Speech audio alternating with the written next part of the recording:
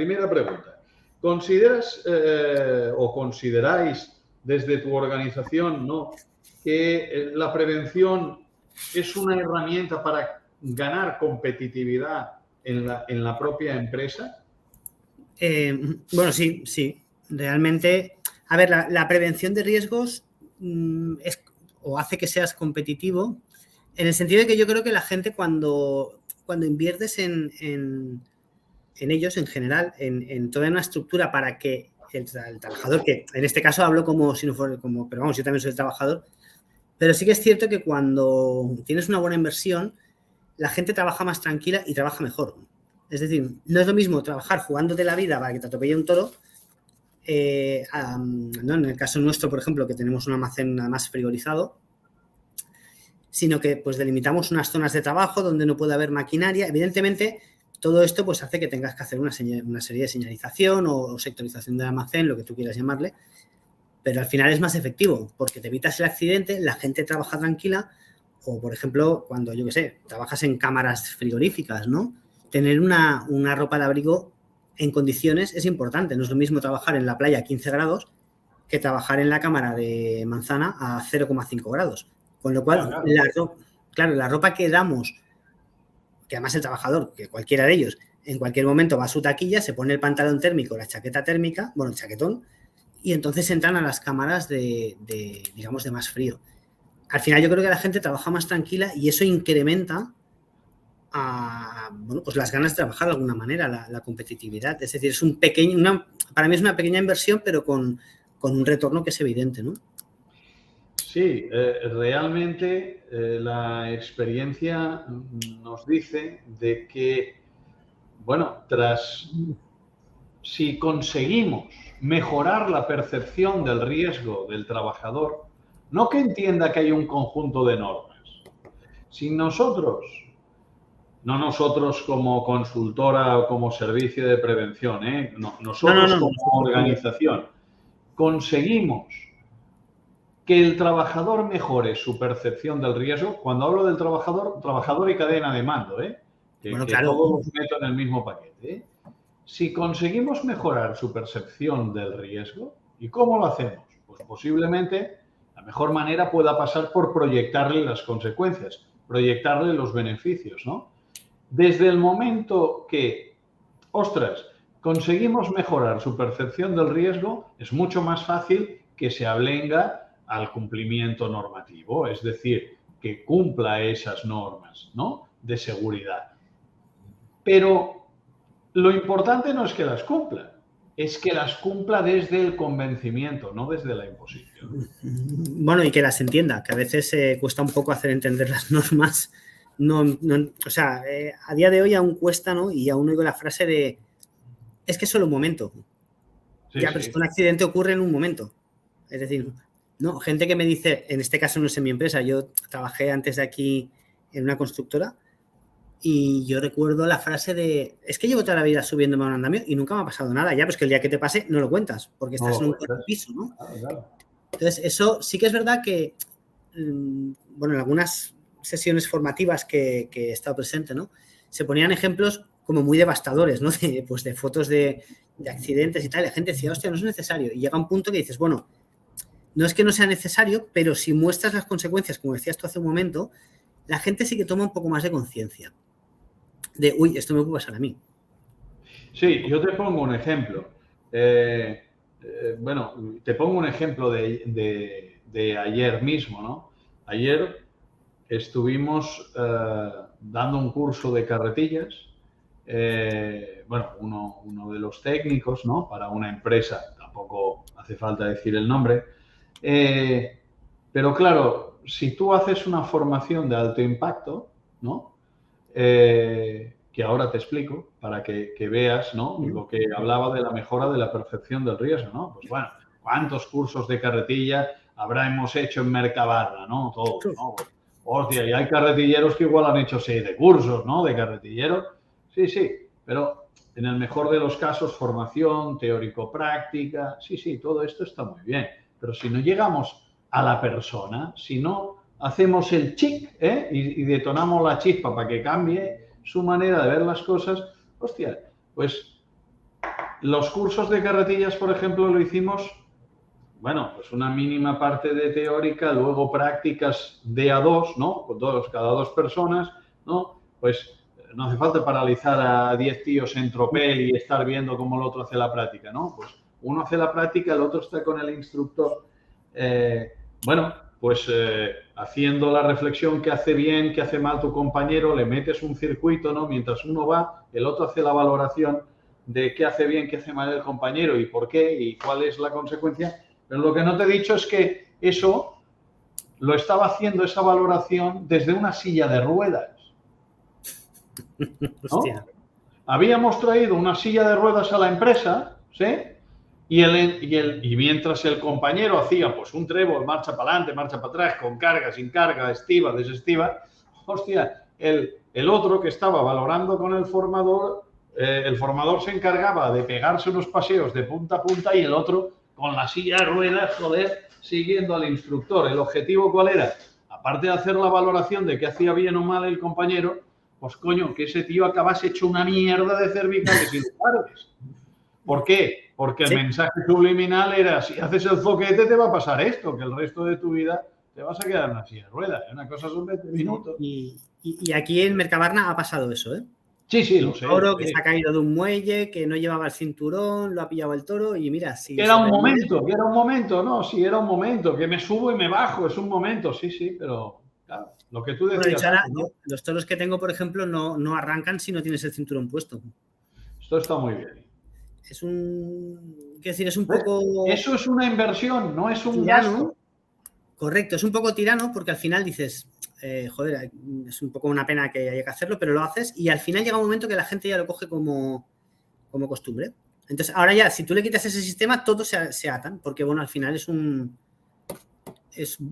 sea, acaban convirtiendo una rutina en costumbre, que es, me pongo el cinturón antes de arrancar, porque si no la máquina no arranca. ¿Por qué crees que esto pasa? ¿Por qué tenemos que llegar a este extremo de bloquear la carretilla, que no arranque? Pues... Hostia. Es difícil, ¿eh?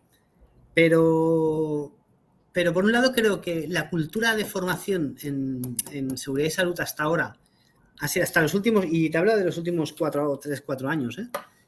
Ha sido muy pobre, en general, no digo ni mucho menos mi empresa, que además si hay algo que me gusta de mi empresa es que no escatiman en gastos, o sea, todo lo que sea seguridad y salud, que decir es que no tengo ni que pedir autorización porque prácticamente la dirección, o sea, está súper implicada en este aspecto, con lo cual es algo que da mucha tranquilidad, porque si, yo que sé, te pongo un ejemplo, nuestra instalación de frío funciona en base a CO2. Claro, es una instalación de 450 kilos de presión de CO2. ¿Qué pasa? Que si hay una fuga, coño, alguien palma. Sí, está claro. Una cantidad bestial. Entonces, pusimos una serie de detectores de CO2 que valían una fortuna, porque igual valía 1.000 euros cada uno, y, es decir, se pusieron 18 y se pusieron sin ningún tipo de problema. O sea, nada de buscar, no. ¿Cuál es el mejor del mercado? ¿Cumple con lo que necesitamos? Sí, pues se pone este. Y eso... Bueno, eso es importantísimo porque a ti también particularmente te da una tranquilidad de sentirte arropado importante. Claro, pero por eso decía yo que muchas veces cuando la empresa invierte, ¿no? Lo que te lo he dicho al principio de todo, la gente trabaja más tranquila y es más competitiva porque sabes que se hace todo lo posible para que no pase nada. Que luego, evidentemente, siempre existe un 0,1% de que caiga un meteorito y, bueno, sí, vale. Pero realmente, bajar la tasa al 0,01% de accidente o al 0,1% es lo ideal. Ese es el ideal, es el ideario a conseguir, ¿no? Nosotros realmente predicamos y yo soy muy, muy crítico con la calidad de servicio que se están dando los servicios de prevención. Repito, no digo que todo el mundo sea igual, pero el grueso del pelotón, hostia, abusa de los cortas y pegas, de formaciones generalistas que no llegan, para que me entiendas, que no llegan a la persona. Entonces, claro, mi pregunta es, ¿cómo vamos a detonar cambios si tiran del corta y pega? Por tanto, ya partimos de una evaluación de riesgos no específica para el puesto de trabajo de la persona, ¿no? Es un genérico. Y por otro lado, si nos sueltan unos rollos de cojones que a la hora de la verdad ya es el cuarto que me han soplado. Entonces, bueno, pues la onda media, ostras, la desintoniza, bueno, pues se queda sentado en la silla y mira, pues qué bien que esta tarde no trabajo, que me dan un curso, ¿no? Pero que a la hora de la verdad no llega y por lo tanto no hay transformación en la trinchera, ¿no? Me gustaría compartir contigo una estadística que realmente a mí me gusta mucho la investigación, juntamente con el Instituto de Intangibles, para que los estudios sean asépticos, no sean apasionados, ¿no? Pues hemos hecho un estudio de por qué se creía que tras 27 años de salida de una ley, joder, los últimos 8 años la accidentabilidad repunta año tras año a la alza. No, aquí falla algo, ¿no? Bueno, uno de los ítems que me ha dejado más preocupado y que quiero compartir contigo es que en este estudio han participado más de 2.000 empresas de entre 50 y 400 trabajadores. Han participado más de 20.000 trabajadores de diferentes categorías profesionales.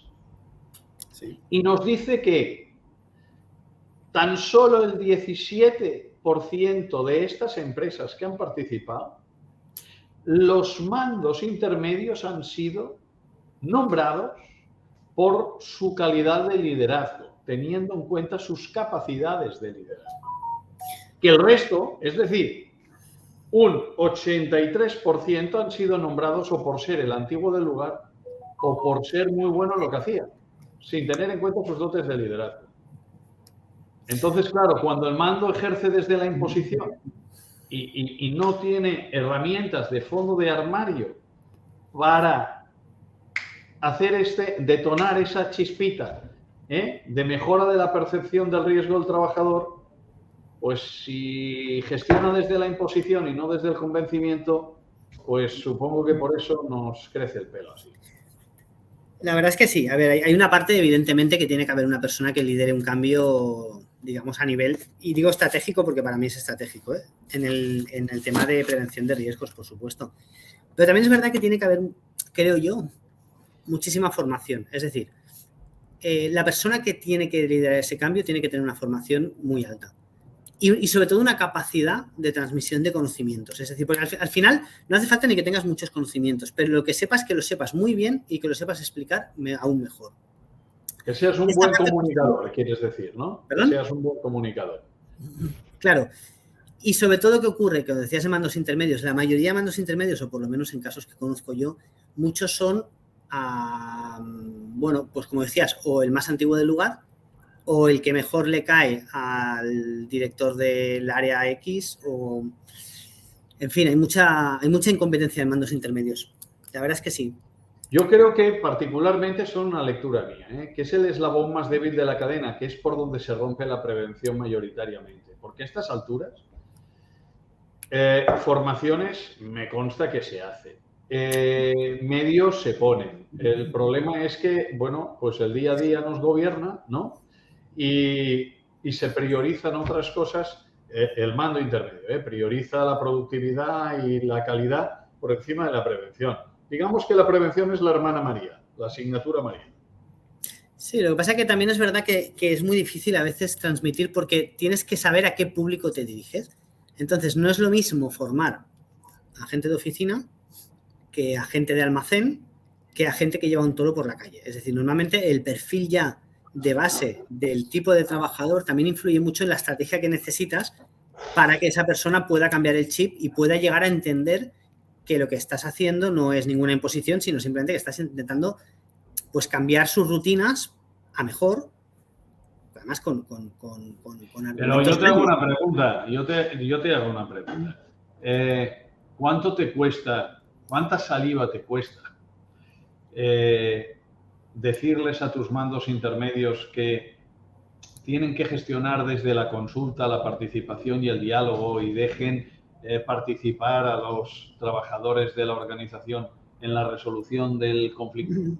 Sí, no, en realidad ninguna, para eso están. Es decir, tú cuando, o sea, realmente solamente se tiene que escalar una consulta a un problema cuando la persona que lo tiene pues sale de sus competencias. Mientras no salga de sus competencias, tiene que quedarse en el mando intermedio. Pero que cuesta bueno, supongo que estarás de acuerdo conmigo, que cuesta mucho que gestionen desde la consulta, participación y el diálogo al trabajador, ¿no? Lo más fácil es decir, sota, caballo y rey, imponerse por galones, que no por convencimiento, ¿no? Yo no sé si estás de acuerdo conmigo. A ver, es que claro, yo en el caso en el que estoy ahora, la verdad es que es bueno, bastante sencillo porque digamos que la cultura que hay en la empresa es o como mínimo, no sé si llamarlo muy avanzada, pero sí que es verdad que se le da mucha importancia al tema de prevención. Yo lo celebro, yo lo celebro.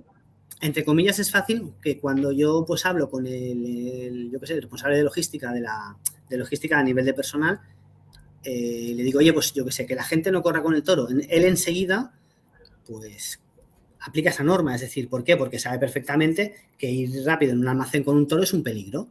Entonces, se va transmitiendo en los eslabones y la gente lo entiende, porque al final tampoco hay ninguna imposición. Simplemente es, oye, no corras con un toro porque puedes matar a alguien, ¿no? Y es un poco lo que es un mensaje. También es verdad que hay que repetirlo varias veces, las cosas como son. Porque normalmente cuando intentas enseñar algo, del 100% que dices, el receptor suele quedarse con un 10 o un 20, con lo cual eso tienes que acabar haciéndolo 5 o 6 veces para que el mensaje llegue al 80-90. Sí, está claro. Esto es así en clase de matemáticas o en clase de prevención de riesgos. ¿Cuántos trabajadores sois en este momento? Nosotros ahora mismo 32. Cierto es que con 32 es bastante más fácil que con 400. Claro. Eso también hay que reconocer que si tienes un grupo relativamente reducido, ¿no? Como 32 personas, y unos medios, no te voy a decir limitados, pero unos medios más que sobredimensionados, se agradece mucho, ¿eh? No, y además que los tienes entre cuatro paredes, que los tuvieses los mismos 32, pero diseminados por la geografía catalana o española, cada uno es de su padre y de su madre, te costaría más también. Sí, pero al final dentro de Mercabarna, aunque tengamos 3 centros, es verdad que, claro, yo me acerco en un momento a cada uno de ellos, ¿no? Claro. Es decir, tardo 5 minutos de uno a otro a pie. Y eso, ahí sí que te doy la razón que tenerlos congregados en un sitio se nota. En Mercabarna, por mi experiencia del pasado, evidentemente, bueno, con todo el tema de fruta, pues hay mucha caja y habían en su día, evidentemente que habréis invertido todos en tecnología, pero había muchos problemas dorsolumbares.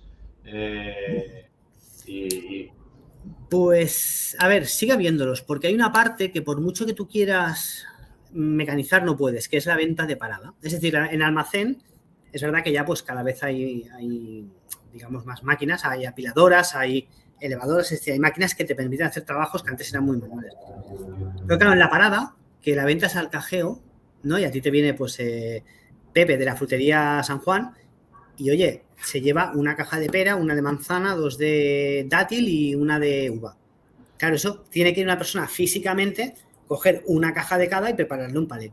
Y eso, quieras que no, a nivel, digamos, lumbar, claro, ¿qué puedes hacer contra eso? Pues más allá de pues, hacer ejercicios, tonificar la parte dorsal, sobre todo corregir posturas de, oye, pues no dobles la espalda, doble las piernas, ¿no? No cojas las cajas, o sea, acércate más al palet, coge una escalera, no intentes hacer barbaridades de este tipo, que, bueno, como todos hemos visto. Entonces, en esa parte, en la parte de paradas es muy complicado, porque no tienes una máquina para coger una caja. Además, como cada caja es diferente, no puedes. Claro, para eso es muy importante que el médico especialista en medicina del trabajo pise tajo con el técnico y contigo, evaluación de riesgos en mano y confeccione los protocolos específicos para la interacción hombre-entorno-máquina, ¿no? Y paralelamente, tras hacer las revisiones médicas, ostras, luego haga el estudio epidemiológico, importantísimo, para ver año tras año el deterioro gradual de la parte dorsolumbar y articular del gran grueso del pelotón, ¿no? Entonces, claro, yo muchas veces echo en falta en los servicios de prevención ese estudio epidemiológico, ¿no? Que a la hora de la verdad es la clave para poder después efectuar campañas de mejora de la salud, ¿no? En la línea que decías tú, formativa, informativa y teórico-práctica, evidentemente. Yo no sé si tú estás de acuerdo conmigo. Sí, en este caso lo que pasa es que tengo que decirte que nosotros, por ejemplo, nunca se ha hecho un estudio epidemiológico a nivel de la parte dorsolumbar. Es decir, sí que se hacemos las revisiones médicas, todo el mundo las hace además, quiero decir, no... Sí que hay pues siempre tienes un trabajador que te dice que no sé exactamente el por qué, no le veo ningún mal hacer una revisión médica, pero tampoco puedes obligar. Sí, pero creo que, vamos, normalmente si somos 32, 31 se la hacen, ¿no? Lo que pasa es que, claro, más allá de eso, desconozco luego qué hace con los resultados a la mutua. Es decir, yo simplemente, a mí me pasan el apto, no apto. Sí. Siempre es apto. Pero sí que es verdad que, claro, a nivel de resultados yo no tengo acceso a esos resultados, obviamente. Sí, no tienes acceso a los individuales, pero el servicio de prevención, te lo digo porque, coño, llevo 33 años y... No, claro.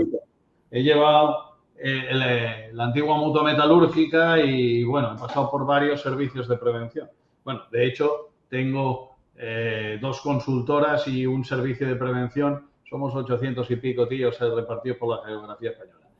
Es obligación, lo que pasa es que el servicio de prevención, si puede, pues chilva y porque eso le supone un tiempo, ¿no?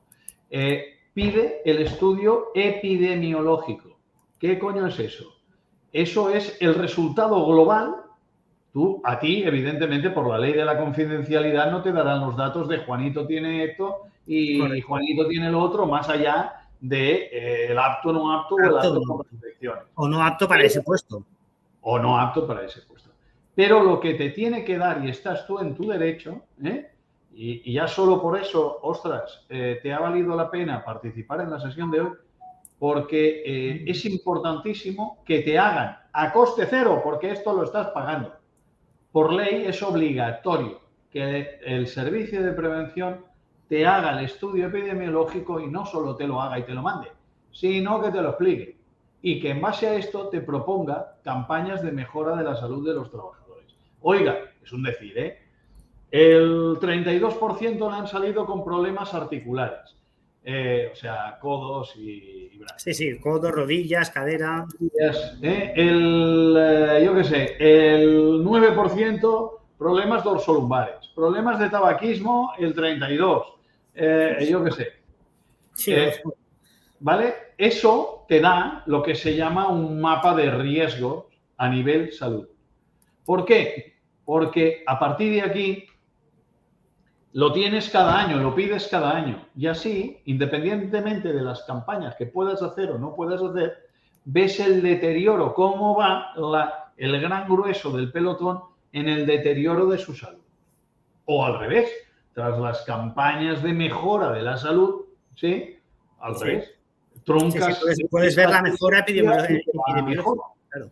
Por tanto, es una manera de ver con un mapa muy fácil el estado del deterioro o mejora de la salud de tu plantilla, que es todo un indicador de lo que te puede venir, el pedregal que te puede venir dentro de 10 años o 8. Bueno, tanto, claro, sí. Gratuito. En el momento en el que empiezan los problemas de espalda, en general, que suele ser con la edad, además, suele coincidir ya cuando la gente empieza a cumplir los 40, 45, 50, claro, ya llevas mucho. Se suma todo lo animal que han hecho cuando eran jóvenes al deterioro propio de la edad. Correcto. Y a partir de aquí, repito, por eso, contra más envejecida está la plantilla, más necesario es el estudio epidemiológico. Coño, si tienes toda la plantilla, los 32, me tiene chavales de 18 y 22 años, pues coño, está hecho un niño de teta, ¿no? Pues que si a esta edad ya está jodido, que pliegue. Sí, no, que se dedica a otra cosa, está claro, porque macho... Claro, por eso te digo. Pero, repito, el servicio de prevención te lo tiene que hacer, te lo tiene que explicar, te tiene que hacer propuesta y no te puede cobrar una puta pela, porque eso entra dentro del contrato. Eso tengo que mirármelo bien, porque ves, no había pensado nunca en hacer un estudio epidemiológico. No, pero es que te lo tienen que hacer cada año y gratis, porque forma parte del contrato. Mírate la letra pequeña. Lo que pasa es que, claro, si tú no reclamas, y cuela. No, está claro. También es verdad que, al final tampoco llevo tanto tiempo como para haber hecho demasiado, pero bueno, en un par de años por lo menos han conseguido varias cosas, que es lo importante al final. Bueno, repito, tampoco me quiero centrar en esto, simplemente hacerte la sugerencia porque, hombre, conocedor un poco del fango en el que pisas, puñeta, es un deber social abrirte los ojos, ¿no? Fruto de eso. El colmo es que hagamos pedagogía para terceros y no te la haga a ti, ¿no? No, está claro que al final se trata de eso, ¿no? La sesión, quiero decir, es un poco... Por lo que decía, que igual que he hecho otras sesiones y pues, quiero decir, ahora mismo tomo mis apuntes y lo que cuento interesante, pues evidentemente lo pongo... No, oye, sin ningún compromiso, eso es un bien para ti, yo no me pongo nada en el bolsillo, tú. Que repito, si te puede ser útil, pues haz uso de ello y ya está, ¿vale? Sí, sí. Ahora que decías lo de las carretillas o las cargas y descargas manuales, ¿habéis hecho alguna formación con simulador? Porque eso va también muy bien para proyectarle la consecuencia, ¿no? Que vean, por ejemplo, el carretillero, ostras, ¿cuándo y por qué se produce un vuelco lateral y qué hacer cuando hay un vuelco lateral? Una cosa es explicar y la otra vivido en realidad virtual, en un simulador. La verdad es que se hicieron unas sesiones aquí en Mercabarna. Lo que pasa es que no pudimos participar porque no nos encajó en agenda, entonces no había manera de cuadrarlo. Pero es una cosa que tiene que ser interesante. Tengo que probarlo un día yo, lo que no sé exactamente cómo. Supongo que, a ver, entiendo que mi mutua volverá a hacerlo en algún momento. La mutua no, perdón, el servicio de prevención ajeno. Sí, pero mira, te invitaré a una sesión que nos ha pedido Fomenta el Treball Nacional, en la Vía Laietana. Sí.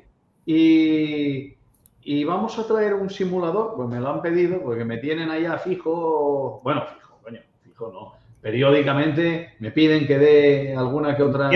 O que des... correcto. Sí, y te invito, joder, y lo pruebas y lo tocas y lo miras, ¿no? Si no, eso. Y luego no hace falta que lo hagas conmigo, hazlo con tu servicio de prevención, pero para que juegues y lo toques... Bueno, falta que lo tenga mi servicio de prevención, claro. Bueno, pues si no, coño, ya te lo facilito yo. Pero que te quiero decirte que más que nada es para que veas la diferencia entre una formación al uso y una en realidad virtual, ¿no? En simulación aumentada. Hostia, realmente el ver cuándo y cómo se desequilibra por la fuerza centrífuga la carretilla y qué hacer para que no te quedes atrapado bajo la estructura y a partir de aquí no partas el esternón, que es un huesecillo muy frágil, ¿no? Parte muy fácilmente, ¡paf! Se te hinca para adentro, presionas, claro, con que te queda atrapado entre el suelo y el mast y la estructura de la carretilla, pues presionas la médula y se te puede romper. Sí, entonces es silla de ruedas irreversible. Bueno, eso sí no acaba en muerte, porque normalmente los vuelcos... Si te das en cabeza... O tienes la suerte de que haya por ahí alguien con una carretilla como tú que pueda levantarla, o hasta que la levantan tú ya te has asfixiado. Sí, claro. Sí. Porque claro, son 3.000 o 2.500 kilos que se te caen encima. Vale. Entonces sí que es verdad que en algún caso, pues si pasa un toro por ahí, lo levanta y te sacan de debajo, pero es que si no, o te quitan el toro de encima, pero si no, vamos, sé de más de un caso que ha acabado en muerte. Sí, por eso es muy interesante la iniciativa de que si no llevas el cinturón, que es lo que te garantiza que te quedes, joder, dentro de la estructura de la propia carretilla, ostras, es muy interesante la medida que habéis puesto, que habéis adoptado, porque, claro, eso te minimiza evidentemente este riesgo. Pero siempre puede haber el pirulillas que hace la pirula al sistema, que se lo pone por detrás, para que me entiendas, cuando no se siente vigilado. Entonces, claro, ese es un hándicap importante, ¿vale? Porque aquí cuántos hay que se pasan el cinturón por atrás para no sale el acústico y a la hora de la verdad, pues la carretilla arranca y claro, pero es que hay un momento en el que también los medios que tienes acaban en un sitio, que es más de aquí no puedo hacer. Ya entra lo que haga la tercera persona y ahí, pues bueno, confías en la... Sabotear un sistema de seguridad, pero precisamente para lo que decíamos de mejorar la percepción del riesgo, ¿no? Posiblemente si experimenta en realidad virtual ese vuelco de la carretilla y vive y siente la sensación de la asfixia, pues hostia, se cuestionará muy mucho hacerle la pirula al sistema. Yo tengo la suerte que de momento no he enganchado a nadie haciendo eso.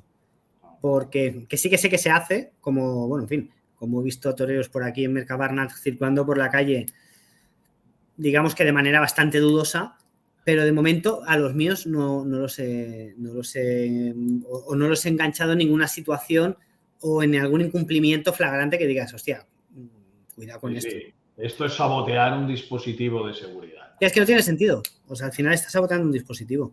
De hecho, nosotros participamos en la iniciativa de Mercabarna de la conducción de las carretillas. No sé si sabes que hizo Mercabarna una... Bueno, era conducción segura de carretillas. Sí, hizo un Safety Day Entonces, para las empresas que querían adherirse. Correcto, nos adherimos, es decir, señalizamos nuestros toros.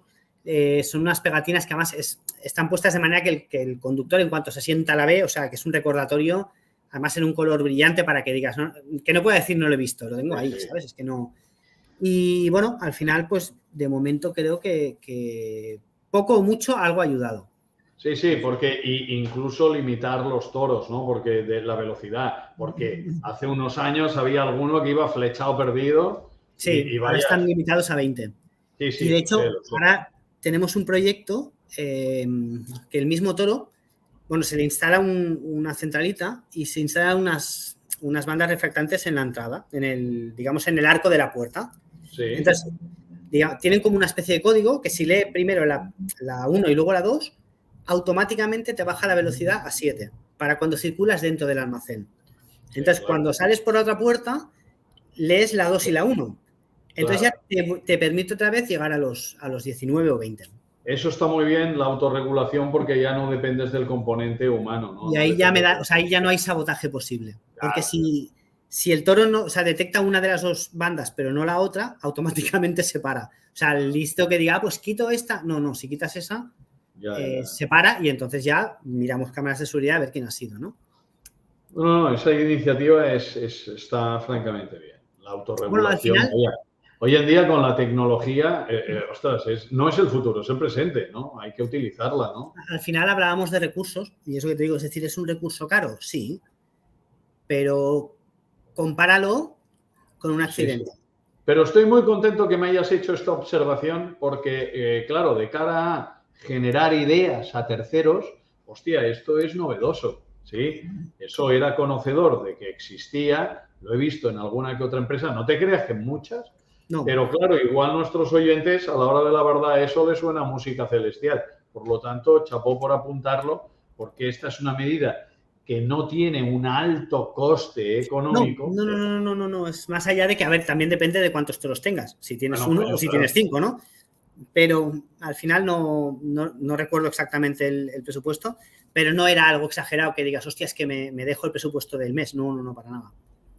Es decir, algo para ir finalizando, te preguntaría, con el tema del psico, ¿cómo lo gestionáis? Porque hay una disposición normativa, como supongo que sabes, desde marzo del año pasado, Inspección decía que las empresas tenían, Inspección de Trabajo, sí. Decían que las empresas tenían la obligación de medir el estado emocional de su gente. Entonces, claro, eso se ha indigestado a muchas empresas, que por ejemplo ya habían hecho un psico hacía 2 años o 1 año o justo después del COVID y bueno, y ahora pues ¿qué hago? ¿Cómo mido el estado emocional de la gente, no? ¿Vosotros cómo lleváis el tema psico y qué habéis hecho? Bueno, a ver, la verdad es que en el tema psico lo hemos incluido en lo que es el plan de acoso, ¿vale? Ahí está la parte también psicoemocional. Entonces, desde ahí la directora de Recursos Humanos, que es Elena Rafols, ella es psicóloga. Entonces, ella es quien se encarga un poco de hacer una valoración. O sea, claro, es que, a ver, prevención al final es una cosa que es totalmente transversal. Porque tiene que incluir. Estoy convencido. Estoy totalmente de acuerdo contigo. O sea, del departamento 1 hasta el 10. Entonces, es verdad que yo he hecho mucha mano, por ejemplo, pues de Elena, ¿no? Que es directora de Recursos Humanos. ¿Por qué? Porque ella, al ser psicóloga, es la que cuando habla con alguien o alguien viene a quejarse de cualquier...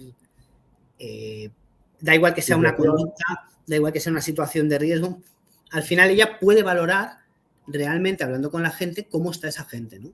De hecho, el nivel de ansiedad que le genera esa situación. Claro, entonces, ella, al ser psicóloga, sí que es verdad que eso es un tema también que es muy...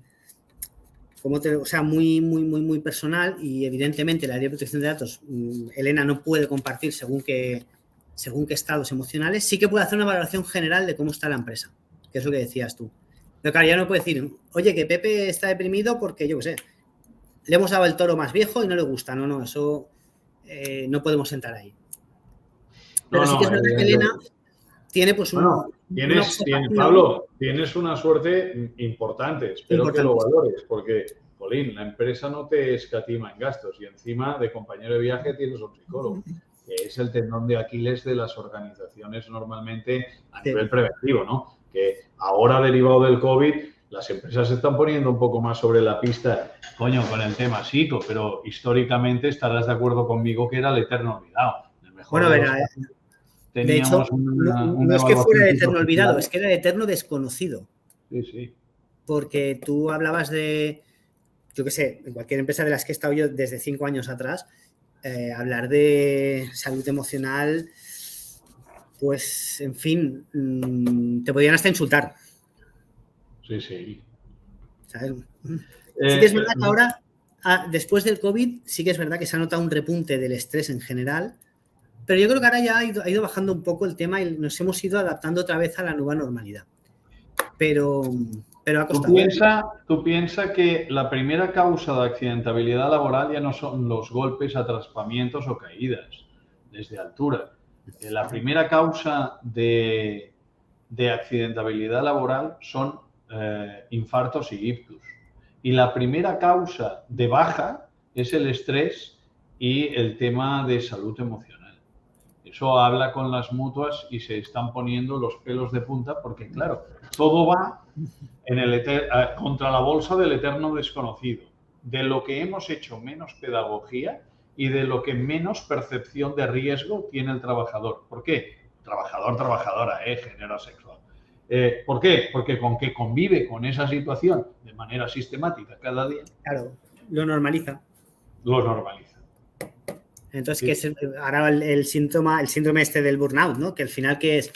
Que la gente coge más de lo que puede hacer durante muchísimo tiempo, llega un día que dicen, mañana no vengo. Y se te van de la empresa.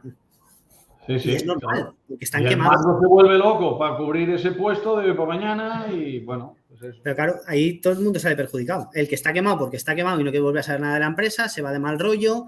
La empresa, porque, a ver, la empresa también tiene que ver que si alguien va así es porque le faltan recursos. Es que, vamos, o faltan recursos o no sabe hacer su trabajo, pero normalmente suele ser la segunda más que la primera. Sí, realmente tenemos una fuga de talento por gente quemada brutal. Las empresas acabamos siendo una escuela de formación donde entran por una puerta y salen por la otra. Y desgraciadamente mucha cadena de mando no sabe valorar la pérdida para las empresas que eso supone. No es solo cubrir a la persona a sustituir, ¿no?